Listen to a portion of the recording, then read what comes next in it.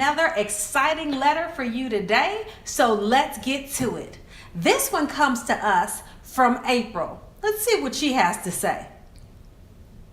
Hi, Doc. My name is April and I have a question. I am 42 and newly divorced. I have really been thinking about trying online dating, but I am kind of scared of the whole thing.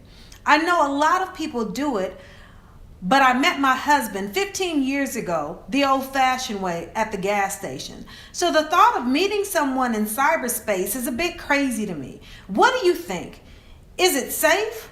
Are there good guys on the internet, or should I just stick to meeting guys as I go about my daily routine? This is from April Mills. Thanks so much, April, for your question. Online dating is such a hot topic these days, and there's a few rules about the right way and the wrong way to go about it. So let's talk about those for a second. First of all, remember that online dating isn't for everyone. But to tell the truth, neither is dating in real life. But that's the topic for another 2 Cent Tuesday. I want to congratulate you on getting back out there after your divorce and dating. Sometimes that can be really difficult, especially if the relationship turned tumultuous at the end. So congratulations on that. Right now, statistics say that about 40% of adults are engaged in online dating. So in some ways, you are in good company.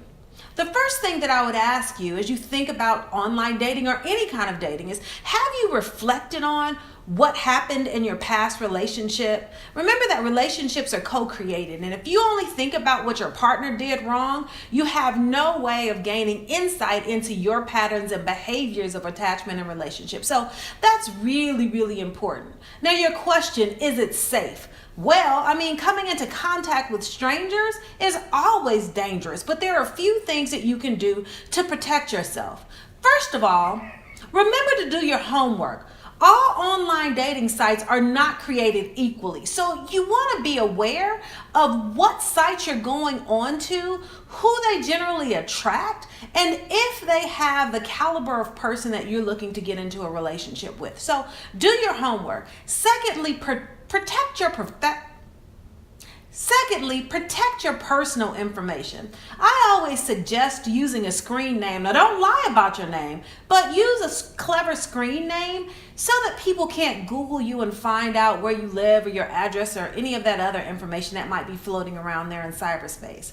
The next thing that I'll say is, if you meet someone who you're really interested in and has gotten your fancy, I always suggest having the first date as a lunch date. That's for 2 reasons. The first is that you only have an hour typically for lunch. So you have a beginning and an ending. That kind of prevents the likelihood that the date will draw on out or you have to make an excuse if it's not going really well. Short, discreet, time limited, and also lunch means that it's in the middle of the day, and generally restaurants are crowded in the daytime. So that also helps to protect your safety. I also want you to remember that online dating helps to broaden your pool, but it shouldn't be your only pool or your only focus. Keep yourself in the mindset of there potentially being your guy out there anywhere you go. So remember, online dating is just one tool. It shouldn't be your only tool, because I've heard some horror stories about online dating, and I know some really good personal love stories about online dating, but I'll talk to you about that at another time. The last thing that I'll leave you with is, remember to use your intuition. We generally can sense when something isn't going right, something seems a little off. Pay attention to those. Look for those red flags.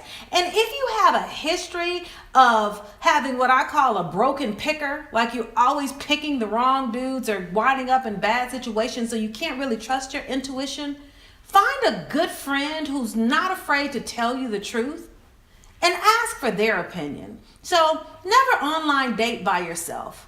Always let someone know what you're doing and where you're going, so you can be safe out there. Well, all right, April, that's just my 2 cents. I would love to get a follow-up, so hit me up and let me know how things go. Until then, remember, therapy matters. And if any of you have something that you want Doc Erica to chime in on? Feel free to hit me up on the email address below or send me a direct message through Instagram. Either way, I look forward to hearing from you. Until next Tuesday, y'all be safe out there.